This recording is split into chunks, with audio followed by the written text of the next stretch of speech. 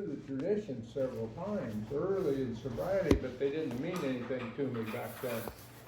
But I knew there was a book, so I got that book out and I started reading it and digging into it. And I found what I think is the design for living that the big book talks about in steps 3 through 9, 3 through 10 if you want to call it that. And I'm going to try and show you where all that's at as we go through it. Okay? So, the design for living that the big book talks about, by the way, is on page 15, 28, and 81. And I'm going to fire out numbers to you and page numbers and stuff, so there's paper and pencil over here if you didn't bring one. Design for living, 15, 28, 81. And then you go look that stuff up later, okay? Now, why are you here? You're here to learn something about Alcoholics Anonymous, and we're going to do a new venture in open-mindedness and willingness. So some of the stuff that we talk about, it's going to be maybe not quite the way you believe it, but just keep an open mind as we go through this stuff and try and connect with what we're talking about, because it'll be in the books if we're talking about it. Okay? And we're also going to learn how to follow instructions and how to discipline ourselves, because that's what the books of Alcoholics Anonymous are all about. Self-discipline and following instructions, which are the 12 steps, which are a group of spiritual principles. And spiritual principles help us to get to a different kind of living than we were when we came in here. Okay? The cover of our book says that this is our basic text. And it says that in the preface of the big book. It says basic text in the second paragraph. And the definition of basic text, the old definition in my mom's dictionary from the 1930s, basic text is a book of instructions and directions. So that's what our book is. I looked up the definition yesterday, and the new definition is not quite like that. But that's what it was originally, was a book of instructions and directions, okay? The one thing about Alcoholics Anonymous is that it's all positive. There's no negative in Alcoholics Anonymous. Every time it tells us that there's a step we need to work, it follows that with telling us what we will get if we do that. And I'm going to point out all those things as we go through the books, okay? So, the program of Alcoholics Anonymous has the answers to all of our problems. And how do I know that? Because it tells me that on page 13 and 42 and 45. And we will go over those as we get there. 13, 42, and 45. Okay? It says that the program of Alcoholics Anonymous and God will solve all your problems. And I have found that to be true. That's why I'm telling you that that's where it's at, because I know it works. Okay? We're going to go fast. We're going to work hard at this thing, and we're going to skip through the book here today. After today, when we get to step 3 in the big book, in the 12 and 12, we're going to read them around the table, and then I'll talk about things while we're reading them and everything. And we're going to do that big book in 12 and 12. So we'll go through the steps when we get to step 3. Okay?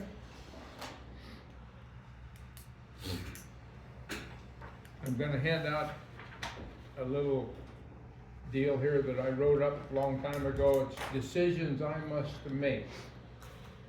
Either drink or die, sober up or live. Do I want to just be sober, or do I want to have a good sobriety? How good a sobriety do I want? Do I want to work some of the steps or all the steps? Do I want to hang around AA, or do I want to live by the AA principles and be in AA? I want to decide how important is peace, serenity, joy, and happiness. I want to keep on the beam, which was what Bill Wilson called being in the sunlight of the spirit. And I don't want to put my dog in the fight.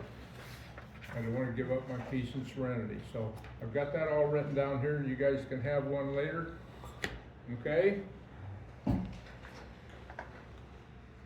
I read the books literally. What is it really telling me? And a good example of that is that our first instruction, our first direction in the book is on page 58. And I'll show you why that is later. But if I read it literally, rarely have we seen a person fail to thoroughly follow our path. What did that just say to me?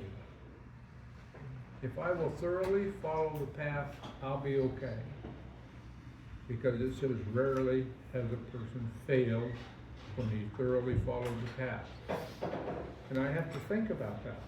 We could have a whole session on just how it works and do it a sentence at a time like that. What does it mean?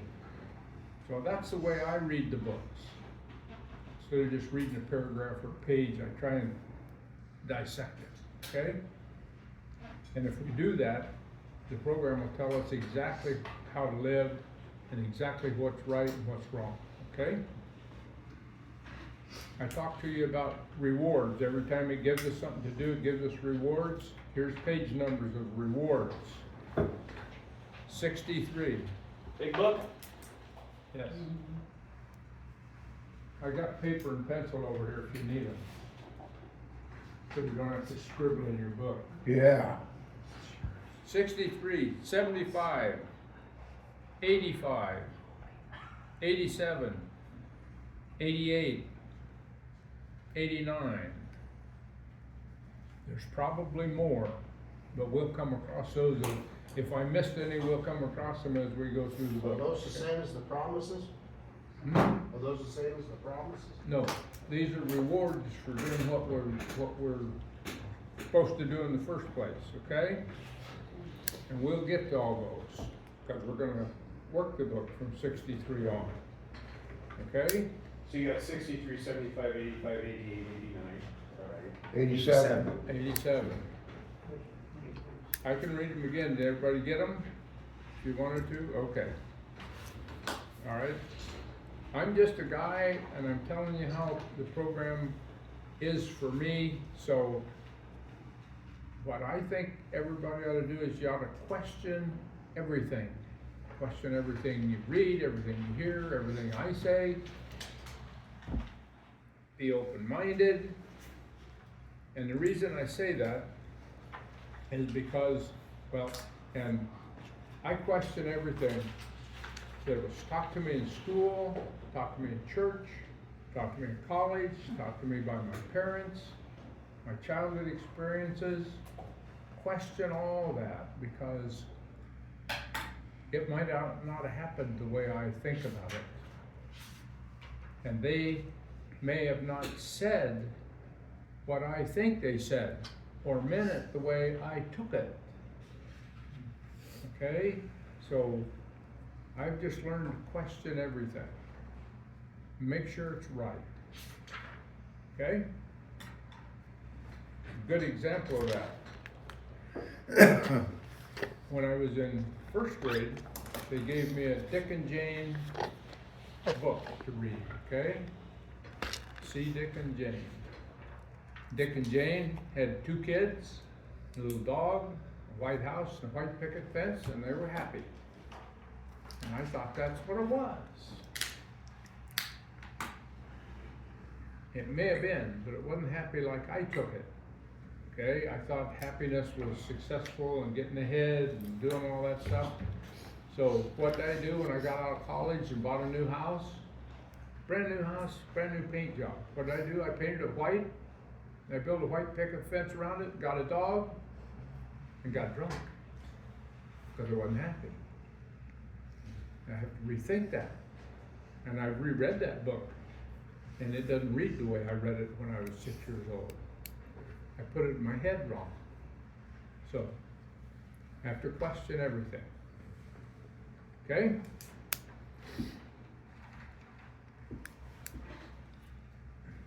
here because our minds were screwed up and twisted when we got here.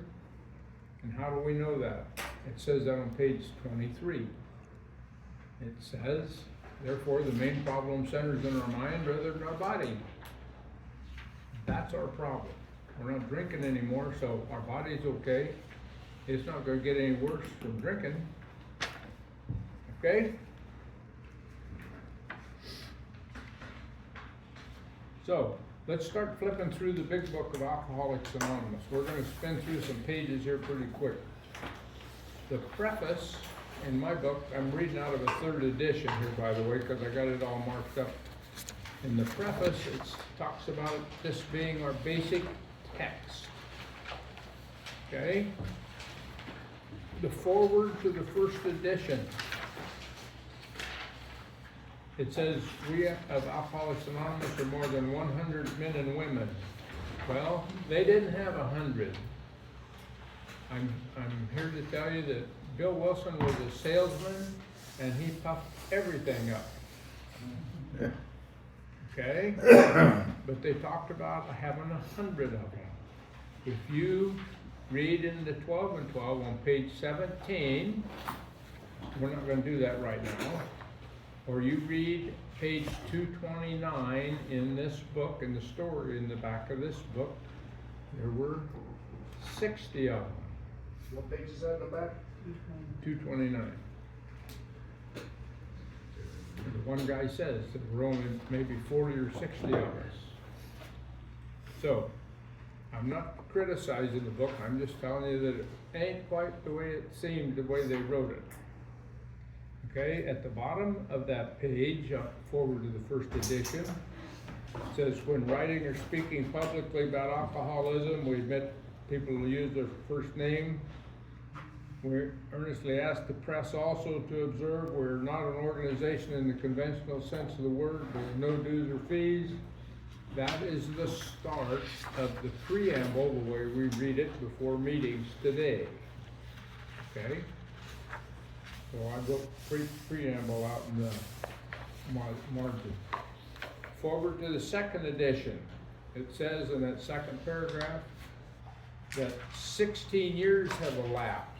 Okay, from when they printed the first big book to when they printed the 2nd edition, they printed 16 times the big book. Okay, 16 different times they printed the big book that first 16 years. Then when they come out with the 2nd edition, from 1955 to 1976, they printed 16 of them. And we have all 16 of those books down in the archive, in case you want to look at them. Okay? Otherwise, it wouldn't be important. Okay? Forward to 2nd edition, page XVII, middle of the page. A second small group took shape in New York, followed in 1937 with the start of a 3rd in Cleveland. By late 1937, the numbers, having substantial sobriety time behind them, was sufficient to convince the membership that a new light had entered the dark world of the alcoholic. He's saying they had substantial sobriety time. And I want you to think about this. Bill had 3 years, and all the others had less than a year and a half. Okay? That was when they got the idea that they ought to write the big book. That's kind of scary to think about, isn't it? We're damn lucky we got the program of Alcoholics Anonymous. I think it was a God thing. Okay. I'm flipping over. The next page talks about the March 1941 Saturday Evening Post article of Jack Alexander. Okay? By that time they had an office in New York, and Jack Alexander wrote a letter, and they got 8,000 replies, letters in the mail. And Bill and the gal that was the secretary answered all those letters personally. Now, can you imagine writing a reply to 4,000 people? That'd take a while, wouldn't it? They did that. And that's when alcoholism started to grow. Okay, that Saturday Evening Post magazine, March 1941, we have a copy of that magazine, an original, in the archive downstairs if you want to look at it. And we have the Jack Alexander article down there if you want to read it. Okay? Next page. That big paragraph in the middle of the page. It says, right about 4 lines down, it was thought that no alcoholic man or woman could be excluded. Our leaders must serve, not govern. Each group was to be autonomous, so on and so on. Those are where that's where the traditions came from. Okay?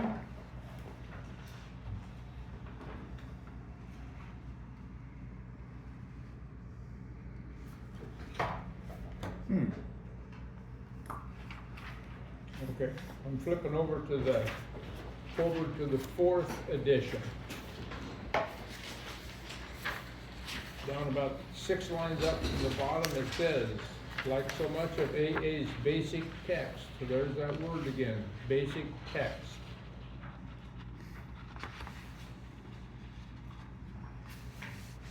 Okay, any questions up to now?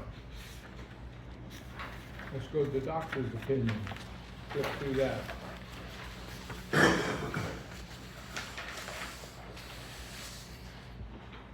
Dr. Silkworth at the hospital in New York, Towns Hospital, was head of the division for alcohol and drug addiction.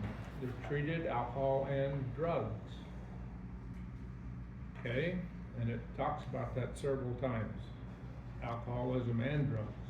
And in Bill's story, they talk about drugs. They used to go to the drugstore and get Laudanum, which was cocaine, in liquid form. Some kind of, like might not have been cocaine, it was something, Heroin. whatever Laudanum is. Heroin. Heroin, yeah. Opiate? And they used to drink it to kind of ease the pain from the alcohol. Good old days. And they drink some more. That do it. So it's not new, okay? If you flip the page, it says very truly yours, Dr. William D. Silkworth, M.D. They printed 15 big books before Dr. Silkworth put his name in there. He did not sign that letter until after the 15th printing was done. Somewhere between the last printing of the 1st edition and the first printing of the 2nd edition, he signed the letter. He might have been a little skeptical. Just throwing out information for you. Okay. In Silkworth's article, he talks about moral psychology and having a change in how we think and all that stuff. So they start talking about moral psychology early on in the program.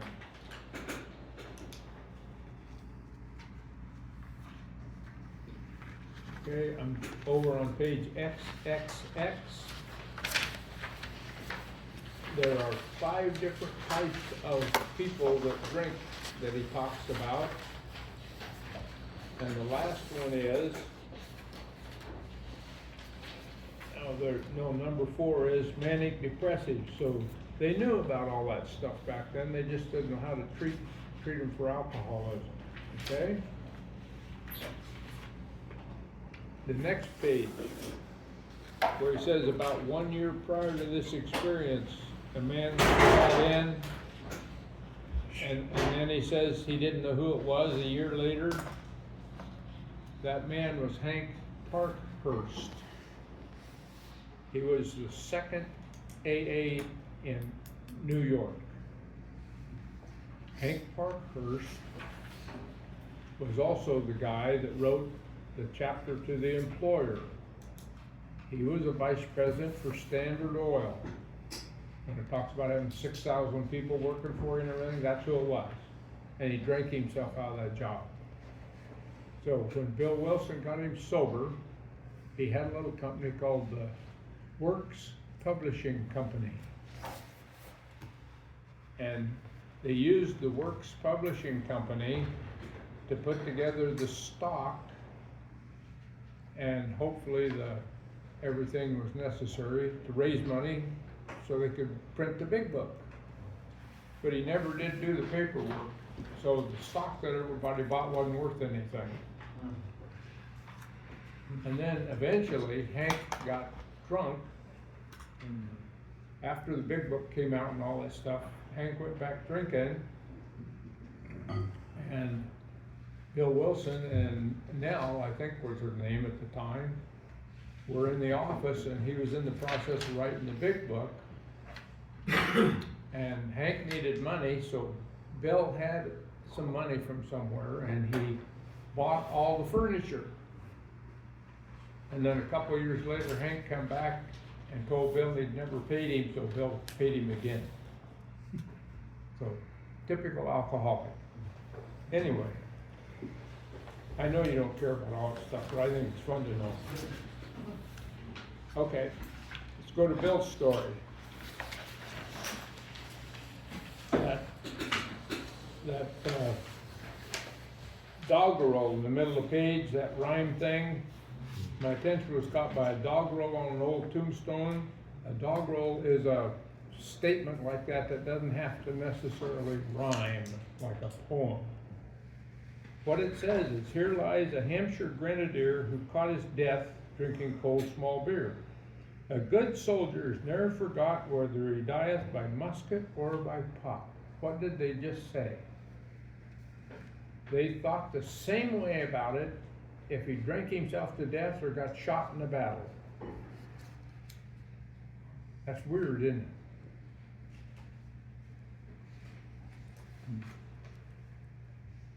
Okay, the next page, bottom of that first paragraph. Anybody ever do this? I was telling her that men of genius conceive their best projects when drunk, that the most majestic constructions of philosophic thought were so derived. Anybody ever do that? Everybody ever write down these brilliant plans that they were gonna have and do, and then couldn't read it the next morning? Yeah, I did that.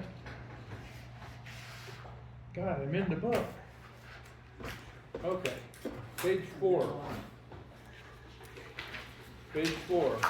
Abruptly in October, hell broke loose. It's 8 o'clock, 5 hours after the market closed. The ticker still clattered. Everybody know what they're talking about? Yep. Stock market crash. Ticker tape Yep. back then. If you ever watched the movie The Sting, they used the ticker tape to screw that guy out of his money, remember? They had the ticker tape come in with the results of the race after the race was over and they already knew who won. So, that's what they're talking about. Down below it talks about, in that paragraph next morning, down below it talks about, I felt like Napoleon returning from Elba. No St. Helena for me. You know what they're talking about? Anybody do their lessons in school? Napoleon came back from Elba and he'd won the battle and he got to be president of France. And then he had another battle at St. Helena. He got his ass kicked and got exiled to an island. He died there. That's what they're talking about. Okay? Then the next paragraph says, we went to live with my wife's parents. Go to the next page, middle of the page. Gradually things got worse. The house was taken over by the mortgage holder. My mother-in-law died. My wife and my father-in-law were ill. That's the house that they were living in when the guy in Bill's story committed suicide. Okay? We're not there yet, but they were in Lois's mom's and dad's house. and Bill wasn't working, and the parents were ill, and they got behind on their payments, and they lost the house. Okay? On page 6, 4 lines down, I was beating on the bar, asking myself how this happened. If you go to page 24, you don't have to do it now, but if you go to page 24, that's where it says I found myself drinking and banging on the bar, and thought, what the hell, I'll just have another one. That's where he got it from out of Bill's story. Okay? Then the top of page 7 says, a doctor came with a heavy sedative. Next day found me drinking both gin and sedative.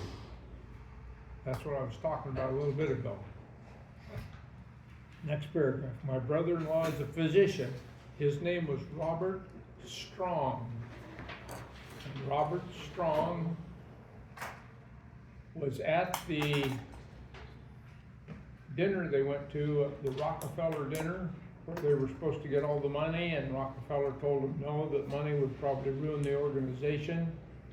And after Alcoholics Anonymous got formed, and they formed the trustees, Robert Strong, the brother-in-law, was one of the trustees. And I'll tell you a story about Clarence Snyder down the road, and Robert Strong will come back into the picture. He was a doctor in New York. Okay? Down the bottom paragraph, the paragraph says, but it was not. About 3 lines down, it says, the curve of my declining moral and bodily health fell off like a ski jump. I think that the V chart that they use at Valley Hope probably came from there, because it looks just like a ski jump. It goes like this. And Dr. what the hell was his name? Started Valley Hope. God, oh man, I had him on the tip of my tongue. I knew him, met him, and had visited with him, went to dinner with him several times. Lipo, Dr. Lipo. He worked in a prison in North Dakota and got a lot of people sober. And then he moved to Kansas and started Valley Hope Treatment Center. And the V chart, I think, came from right there. I don't know that for sure, but it could have. Okay? All right, on page 8, talks about, in that second paragraph, middle of page, trembling, I stepped from the hospital. Then came the insidious insanity of that first drink. Armistice Day, November 1934, I'm off again. Bill's sobriety date was 12/11/34. So he got sober about a month later.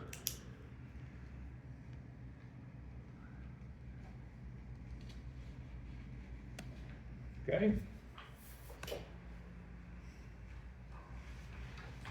We're just zooming through here. Go to page 13. I'm not going to read them, but that paragraph that starts out, there I humbly offered myself to God, that's the third step prayer, the way we know it, that's on page 63. And then down below, I was to test my thinking by the new God consciousness within. That's the 7th step prayer.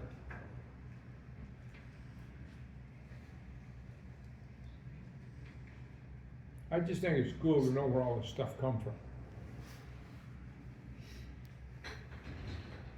Okay, and then I talked to you about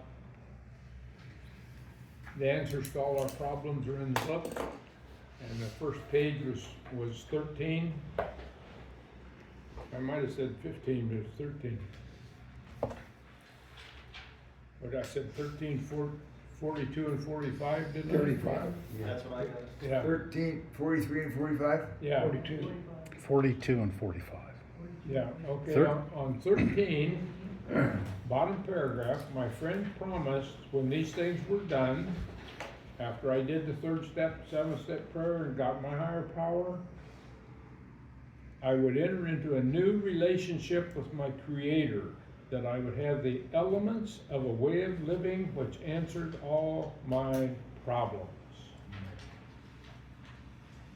Okay? So that's the first time it says that.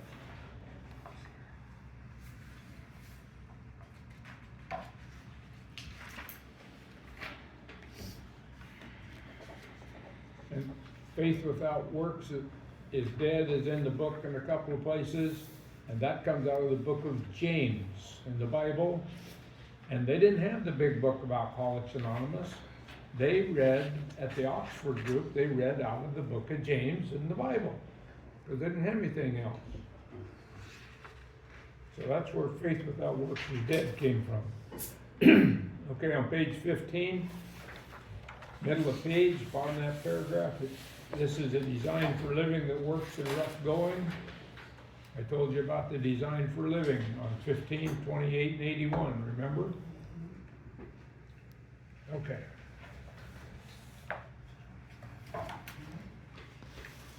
We're gonna keep zooming. Page 18. That's the second page, and there is a solution. Bill's story was originally in the back of the book, and then they put it in the front. So originally, in the original manuscript, there was a solution, was the first. So the second page that these old low-bottom drunks in 1939 wrote, they called alcoholism an illness.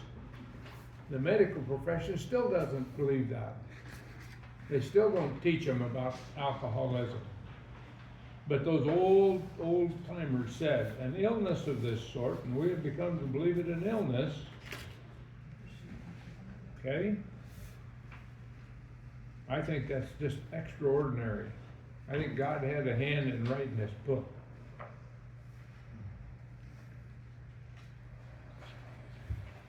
Okay. In this book, and the other book, every time it asks us a question, it gives us the answer. So on page 20, it says, you may have already asked yourself, why is it that we've all become so ill from drinking? Doubtless you are curious to discover how and why in the face of expert opinion to the contrary. We have recovered from a hopeless condition of mind and body. If you are an alcoholic who wants to get over it, you may be asking, what do I have to do? The answer, it is the purpose of this book to answer such questions specifically. And that's what the 12 steps do.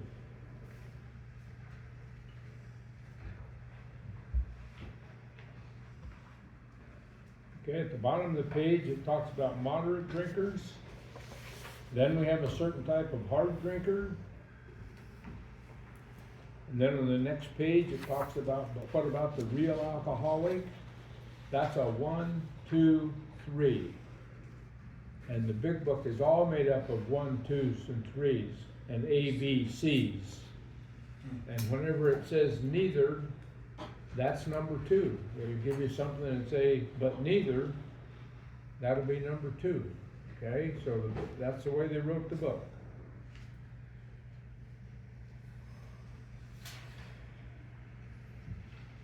Okay, on page 22. Perhaps, why can't we stay sober? Perhaps there will never be a full answer to these questions. Opinions vary considerably as to why the alcoholic reacts different from normal people. We are not sure why. Once a certain point is reached, little can be done for him. We cannot answer the riddle, but we can. And Bill did answer the riddle. It's on page 32 in the 12 and 12. Okay, and we'll get to that. Maybe not today, but we'll get to it. The answer to the riddle is the quality of our faith rather than the quantity. Okay? Top of page 23, about 6 lines down. Therefore, the main problem of the alcoholic centers is his mind rather than his body. I mentioned that before. The next story about the hammer, the guy beating himself on the head with the hammer to get rid of his headache. Anybody think that was stupid when they read that the first time? Yeah. So why'd you go out and get drunk the next day? Again. Doesn't make any sense either, does it? Okay. Then on page 24, at the end of that, the fact is, in italics, we are without defense against the first drink. That's the bottom line of it. There's that first drink thing again. Then it talks about the hot stove. How many of you did that? I did. My grandma said, don't touch that, it's hot. You know what I did? You touched it. Oh, shit, I did. Burnt me bad. Okay, now we're at page 24. At the bottom of that one paragraph, it said okay, how often have some of us began to drink in this nonchalant way, and after the third or fourth pounded on the bar and said to ourselves, for God's sake, how did I get started again? Well, I'll stop at the 6th drink. I just told you that came from page 6 in Bill's story, remember? Because Bill did that.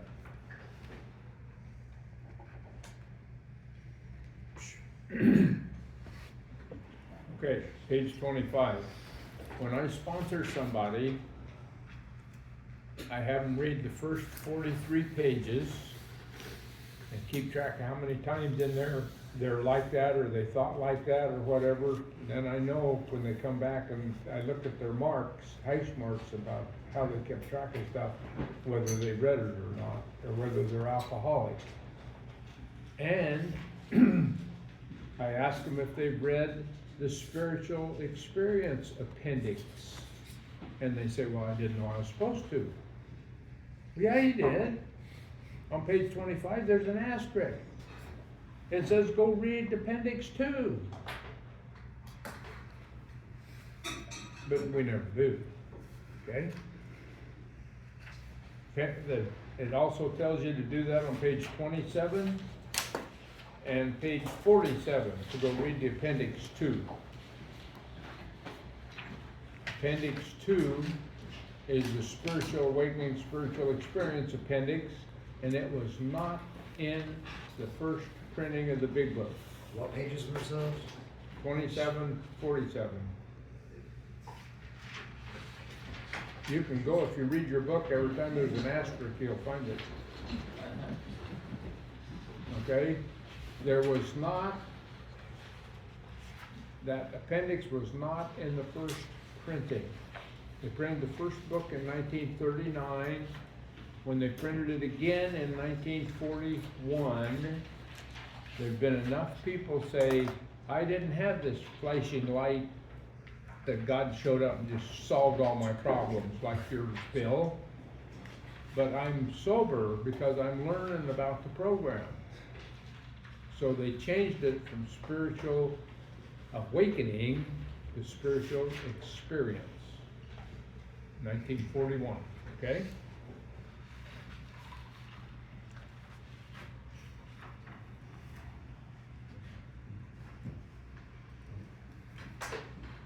All right. Now we're going to get down and get serious, okay? On page 28. Bottom of the page, it says, in the following chapter, there appears an explanation of alcoholism as we understand it. That's the chapter more about alcoholism, and that's where they give us all the examples, the whiskey and the milk, and walking across the threshold, the jaywalker, and all that stuff, okay? They're trying to tell us about alcoholism, see if we can relate. Then a chapter addressed to the agnostic. Where are we? 28, bottom line. 29 now. Thank you. Yes, where we were at. What's that? He was asking where we were at. I'm on page 28, the bottom. Then a chapter addressed to the agnostic. So that chapter's page 44 through 57. Many of who once were in this class are now among our members. Surprisingly enough, we find such convictions no great obstacle to a spiritual experience. Now here's the important part. Further on, page 58, clear-cut directions are given. They are not suggestions, they are directions showing how we recover. So the directions are from page 58 to 164. These are followed by 42 personal experiences. When they wrote the manuscript, they had 20 stories, because there wasn't very many of them sober. They had 20 stories, so that wasn't enough for Bill, so they got some of those people who only had 6 months of sobriety to write a story. So they ended up with 42 stories, so that we'd have a big book, and it'd be thicker. Each individual in the personal story describes in his own language and from his own point of view the way he established his relationship with God. It does not say 41 out of the 42. It says all of them. So we have to get around that, whatever it is in our brain that says there isn't any God, then I'm not going to mess with it. Okay?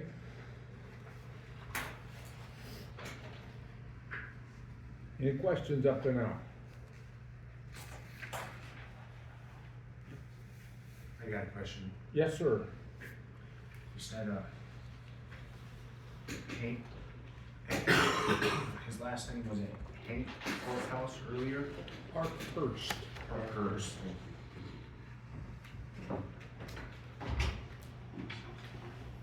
Okay.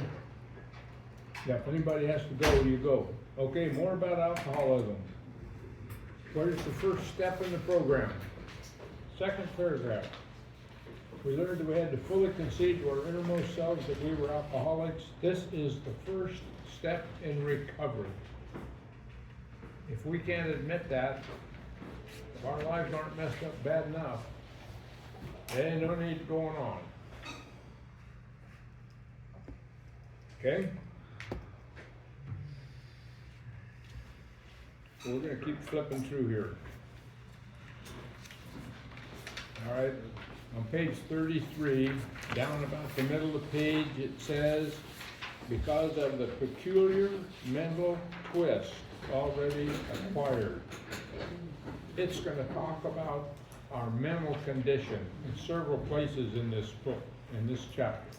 Where's that at? Middle of page, because of the peculiar mental twist already acquired. Middle page what? 33.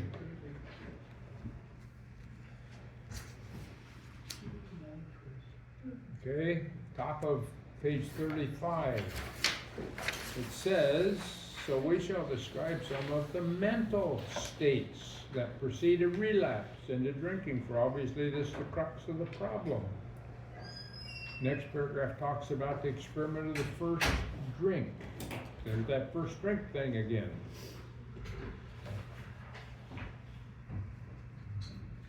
Okay, then we get the whiskey and the milk guy, Jim. Okay, at the end of that, on page 37, it says, you may think this is an extreme case. To us, it is not far-fetched, for this kind of thinking has been characteristic of every single one of us. Digest that for a minute. All those old-timers could relate to that story. It was characteristic of every single one of them. Whether they did the same thing or not, they did something stupid like that. Okay, then a few lines down, it talks about the first drink again.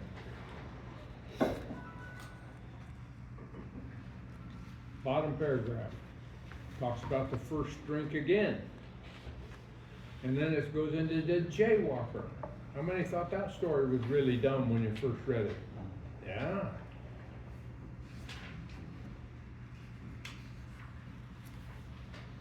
Okay, so after we get done with the jaywalker story, middle of the page on 38, it says, "You may think our illustration too ridiculous, but is it? We who have been through the ringer have to admit if we substituted alcoholism for jaywalking, the illustration would fit us exactly." Okay?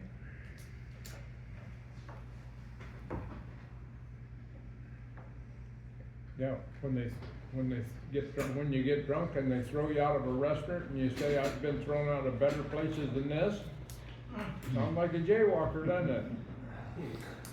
I've been there, done that. I got thrown out of Tito's one night. It's a family restaurant.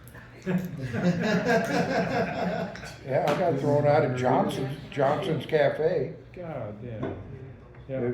John Ice that died, that used to come to meetings all the time, he got thrown out of the Outpost. Oh, God. You can't get banned from the Outpost. I know. Everybody know what they're talking about when they talk about the ringer? They're talking about a wash machine. When I was a little kid, the wash machine came out with a motor on it and a cord you could plug it in. We got electricity when I was about 6 years old. We got a wash machine. And when you plugged it in, it ran. It didn't have a red button on it to shut it off, and it didn't have an overload on it. It just kept running. And the ringer had two rollers on them that rolled in different directions. Same grip, yeah.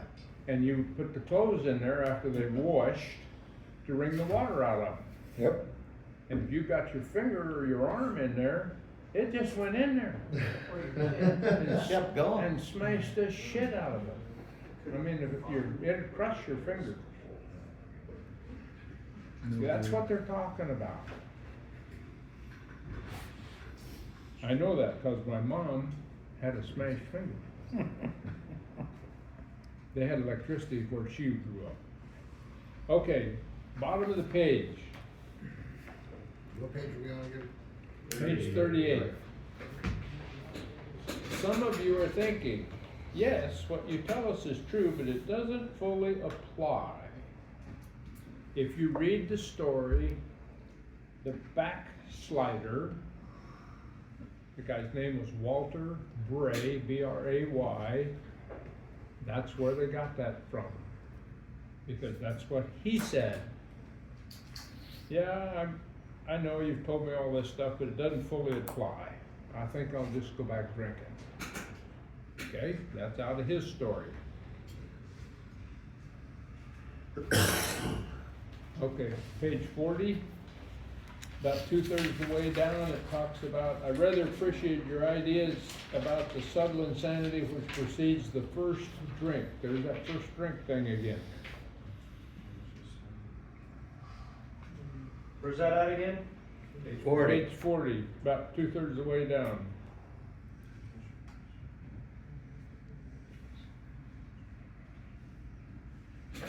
Okay, and now we're into the crossing the threshold for dinner and having a couple of cocktails.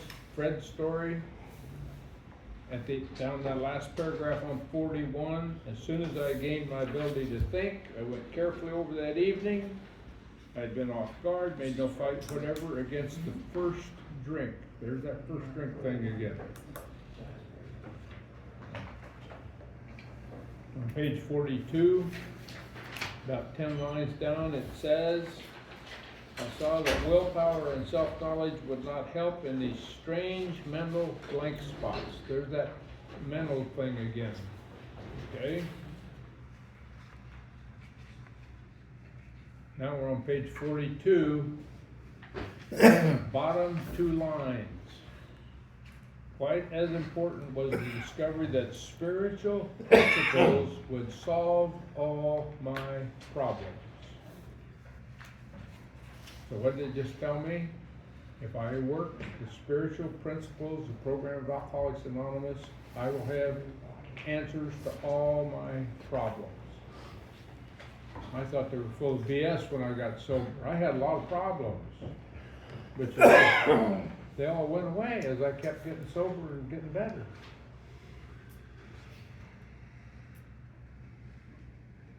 I'm 43. Fred's story speaks for itself. I hope it strikes home to thousands like him. He had only felt the first nip of the ringer. Most alcoholics have to be pretty badly mangled before they really commence to solve their problems. There, they're talking about that washing machine again. Way to go, Fred. Yeah. First nip. Watch your fingers, Fred. Huh? Okay. Bottom paragraph, the alcoholic at no times has any mental defense against the first drink. There's that first drink thing again. So they're beating us to death with, don't take the first drink. Okay? We agnostics on page 44. Up to now, the program of Alcoholics Anonymous has been pretty easy on us, okay? It's given us stories and examples and all that kind of stuff. And they've been very careful not to call anybody an alcoholic. Now, they're done screwing around with us. We agnostics says on the first paragraph, we hope we've made clear the distinction between the alcoholic and the non-alcoholic. Definition: if, when you honestly want to, you find you cannot quit entirely, or if when drinking you have little control over the amount you take, you are probably alcoholic. They just told us what an alcoholic is. There's no more beating around the bush, okay? Then they talked at the bottom of the page about a code of morals, or better psychology. Top of 45, it talks about, we found such codes and philosophies did not save us. We could wish to be moral, we could wish to be philosophically comforted, but the needed power wasn't there.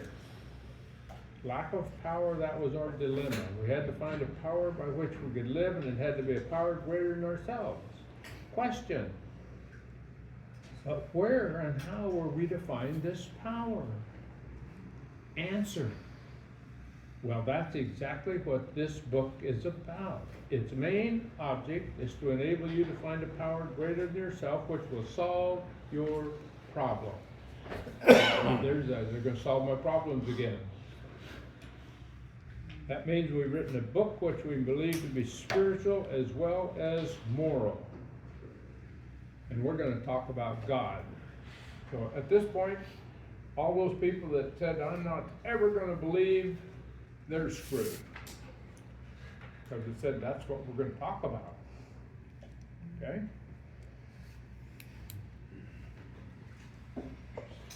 And we'll get more into the moral stuff as we get into step 4. Okay? Because what's step 4? Searching a fearless moral inventory. But nobody ever does that. We're going to do it. And I'll show you how the easy way to do it is. Okay?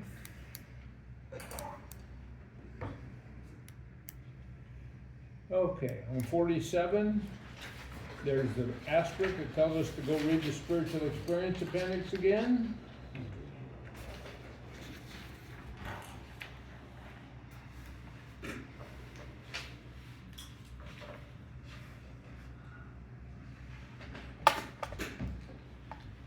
I'm just flipping through here. On the bottom of page 52, it talks about the Wright brothers. If you want to know another piece of historical information, the Wright brothers flew their plane on December 17th, 1903.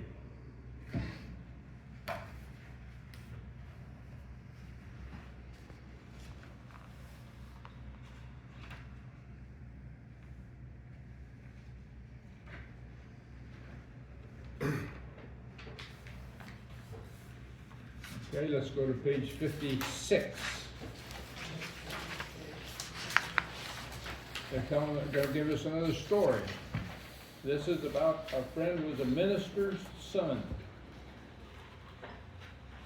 The story in the book is Our Southern Friend. And this guy's name was Fitz, F-I-T-Z, Mayo, M-A-Y-O. What's the name of the story? Our Southern Friend. And he's the one that said, who are you to say there's no God? Okay? And they use that statement in treatment to screw us up.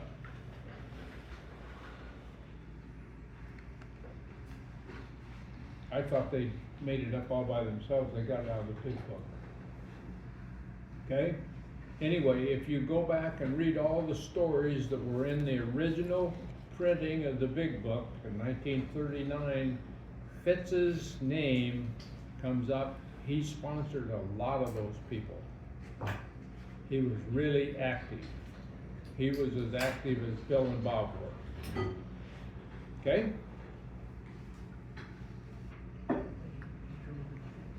What was his name? Fitz. Mayo. Fitz Mayo, Fitz F-I-T-Z. or Fritz? Fitz, F-I-T-Z, Fitz. Whatever works. And mayonnaise. Mayo, Fitz Mayo. Mayo Clinic. Our Southern Friend, okay? And that takes us up, it's 5 o'clock, and that takes us up to how it works. And what is page 58? Anybody know? The directions. Oh, the first page of our directions. And what does the first thing tell us? Thoroughly follow the path. What path are they talking about? The path of spiritual principles. Okay? We will go through the chapter, how it works next time. And we'll get, if you want to, read step 1 and 2 and 3 in the 12 and 12. And the chapter how it works, because we're gonna get down to some serious business of talking about the steps of Alcoholics Anonymous. We will go around the room reading a paragraph, okay? And we'll all get involved after this. Yes, sir. Is there a way you can get the first edition yet, or is that something you just gotta stumble across it? Is it still for sale? Oh, I think you can get it from New York. Can you? I think so, unless they sold them all, and I doubt that. You got $500? And, How much money you got? well, Yeah. they copied them in what year was it, 2010, 2015 or something? Yeah, I got one. It came out. Yeah, I got one. Bring that, Okay, bring that. Go in the back, count the stories. all right. There's, I've got some stuff to hand out over here. One of the things is the Works Publishing Company, the office in New York, that was the only appendix in the first printing. And then in the second printing, that was in there, because they had an office and the address and everything was in there, and then they had the spiritual experience appendix. Okay? It's 1129 on Amazon. Okay. First edition. Yeah, if people wanna throw a buck in, for the coffee Where's the basket? and rent the room and stuff, I just throw them out here and I'll get the basket and put them in the Donate your room. cow. And feedback, did you guys enjoy this hour or not? Yes. Yeah! A lot of repeat offenders, so they must like it. Did you remember to turn it on, Fred? Well, I hope so. If not, we'll have to start from day one. Oh, shit.